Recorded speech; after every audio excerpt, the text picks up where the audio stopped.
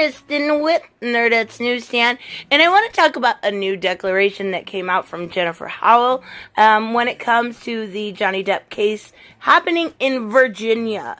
Now, this is all really, really weird. I'm not sure that I trust what she says, because as you'll come to see, she does have an axe to grind.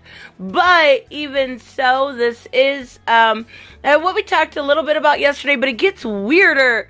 Like, this is beyond weird. Like, Hollywood is weird, right? But Elon Musk is probably at the top of that. Like, he is, from what we're hearing, at least, allegedly, extremely controlling. He simps hard for Amber Heard, and always really has.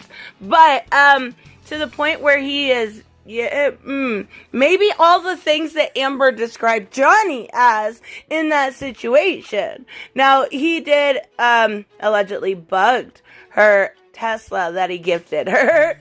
What? Like, that's so wrong. There are so many things within that is wrong.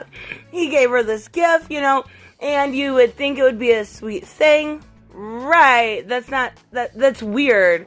That is absolutely over the line, unbelievable in a relationship. It is not okay whatsoever. So, not only that, but this Jennifer Howell, she kind of became close friends with Amber and Whitney Henriquez. Yes, I can say that name. Because Whitney was her boss from 2014 to 2016. She did get to know Amber's late mother, Paige, who, spilled some secrets about their relationship after the fact, after they had split up. But she gave this declaration, right? Her sworn statement to Adam Waldman on July 26th. And she does state that Musk gifted this Tesla that was bugged. One step of weird, but we're going to take it further by the end of it. She also did say that, Paige said that Johnny was, a saint or an angel compared to Elon. If this is true, I absolutely agree with it. And Amber Heard's sister, Whitney, is coming out and saying, no, this is completely false. None of this is really true, what she's saying. But let's take a quick look at what she said in the declaration, then we're going to get weirder. I promise you. So it says, Paige also told me the reason Johnny and Amber broke up was because Amber was violent and emotional and loved Johnny so much that she couldn't control it. I was indeed taken back because the conversations occurred after the divorce and when Hunter was only a few months old, and I was at Whitney's house. Hunter is Whitney's son. Now, Whitney told me that Amber and Johnny were still in touch and that they were each other's true loves or something to that sentiment. Whitney was still going through the emotions of having a baby and all the ups and downs, and I could not believe that Amber and Johnny's relationship was being discussed while Whitney was the one who needed the focal point and needed our support. And that's actually a good example of Amber's narcissistic behavior. There are times in people's life, and a woman having a baby is one of those times when you don't matter anymore, right? That is who you take care of. You take care of the mother. You help. Obviously, a lot of the times they take care of the baby. I'm not saying that, but you can be there. You can be there as emotional support. But no, not Amber. She's going to, be beyond narcissistic and say, bring the attention to me, mommy. So it says, Amber is a walking example of selflessness and giving. Not only did she volunteer for years, over a decade, with patients at various medical facilities, but she's been there for me anytime or night to give support or just listen or give advice about whatever challenges that I may be facing. Now, this is where I say Jennifer's credibility does a little bit go down, in my opinion, and she does say that, Amber kind of upset her. She vowed to give that $7 million divorce settlement to charity, but snubbed Jennifer Howell's actual charity, which is the Art of the Elysium, and divided it, between the ACLU and LA Children's Hospital. So she got snubbed.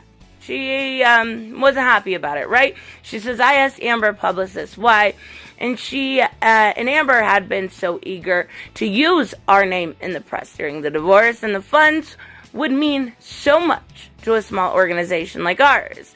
And would Amber direct all the money to these other two huge charities and she had not been associated with. Now, Amber's publicist did tell her that they were more prominent charities, right? It looks good, more significant press, international press, ACLU. I know most people get irritated, but it's a joke at this point. When you're telling me that a bowl cut is a symbol of the patriarchy and white supremacy, yeah, you're just out. So, they did get a donation at her, charity for $250,000. It said on behalf of Amber Kate. She did think that was from Elon. Now let's talk about the weirdness, right? It doesn't get any weirder than this. So, again, same declaration, same person. Amber Heard was locked in a legal battle with Elon Musk over frozen embryos. Okay, so we know Elon Musk has 6 kids now? He just had one. I couldn't tell you the name because I don't even know if it has a pronunciation. I've seen pictures of him holding it. Absolutely adorable, but I am a sucker for babies. So, she says, Paige told me she was in a legal battle with him over the rights to embryos they had created together. He wanted to destroy them, understandably so. Who wants to have a baby with Amber Heard? And Amber tried to keep them to have a baby. Why? Here's the big question. The biggest question. Why did you create embryos with Amber Heard? I get it. Maybe you wanted them when she, was younger and then save them. I don't know. Maybe. Because I think she's 34 now, which is still young enough for a baby. It's really not an issue. But why? Why? Why? There's no reason to create these embryos. You know what? If you decide to have a baby, get busy a lot. It's really not that hard. Just go have sex everywhere. And you will end up having a baby. Why create these embryos is beyond me, especially when it's later on after they broke up, Amber's I still want to have your baby. And he's no. Weird. I cannot believe they actually, let this go through. So it says, but Howell, Enrique's employer at the time, said that, Heard was extremely violent and she was going to kill Depp. Now, we've seen that quite a bit lately. Oh, my God. Some texts that came out were just absolutely insane. So, do you guys remember? I'm just going to add this in because I find it a little funky. You remember when I talked about the Time magazine article that had said, basically, Elon Musk had an interview. It was talking about the whole situation, and he kind of asked Johnny, he said, if you want to settle this, let's do a cage match. It's ridiculous to say, but okay, you said it, I don't care, get your publicity, whatever. So Mickey Rourke says he'll fight bare knuckles in Johnny Depp's honor. Mickey Rourke, have you seen that dude? He would beat the ever-living fuck out of Elon Musk. I mean, that would be so entertaining. I can't, that's so cool. I think it's, he was in, one movie I seen, an Iron Man movie, right? And he did a really good job. It was kind of a goofy movie, but, he's a tough, he's literally huge. He's just a tough guy in general. He just, kind of exudes that, you can tough guy kind of exterior where you don't have to fake it like Elon does, in that way. So he said, I read that Elon Musk had challenged Johnny Depp to a fight. I have a better idea. If Elon Musk is fighting mood, he can fight someone his own size. I'd gladly love the opportunity to take you to school, Mr. Tough Guy. Oh, bare fist, elbows, and knees, and I will only use one hand on my left. He's gonna use his non-dominant hand. We can both put down $200K a piece. Winner take all, no rules. Oh my God. So instead of picking on someone who weighs 130 pounds, I am calling your ass out. Warmest regards, Mickey Rourke. I fucking love that. It's so good. he really stood up for Johnny Depp, and I think that's fantastic. I love the way he goes about it, too. Like, he's like, I know I'm gonna beat your ass so you can have the advantage. I will use my left hand, and the other one will be behind my back. Like, that's pretty confident there. So there was an MMA trainer that actually offered to help Elon Musk for this cage match. Obviously, it's not a real thing. Like, it's not. But I guess his name's John Kavanaugh. Now, I don't watch UFC. I don't know much about it. But he did say, if you need a coach, let me know, to Elon. And he's, at least according to this article, somebody that's pretty well known, definitely worth having in your corner. He's done fight training, including Conor McGregor.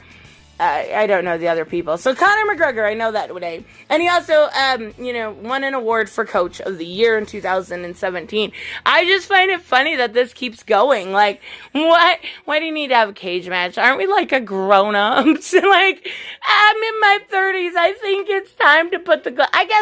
I guess it is a, if it's actually a scheduled something, it's not like they're fighting out in the open just because they hate each other. But I just find this hilarious. Like, boys, I don't know, grow up. But then again, it's kind of hot. So I don't know. Let me know what you guys think. And I will see you guys in the next one. Bye-bye. Hey guys, I want to give a huge shout out to my Patreon and subscribe stars. You guys literally make this channel possible. Huge thank you to Cage the Mick, Robert Mick Twiz, Black Knight Fool, Brucey, Chris Z, David L, David Rafford, Jeffrey Allen Carnes, Mighty Balls, Mike Buckner, Maizen Barbosa, Ruskar, Ryan Decker, Robert Hoffman, and Doc Holliday. You guys are absolutely amazing, and thank you so much for all your support. Don't forget on the way out to like as always if you enjoy the content and hit subscribe. And I will see you in the next one. Bye-bye.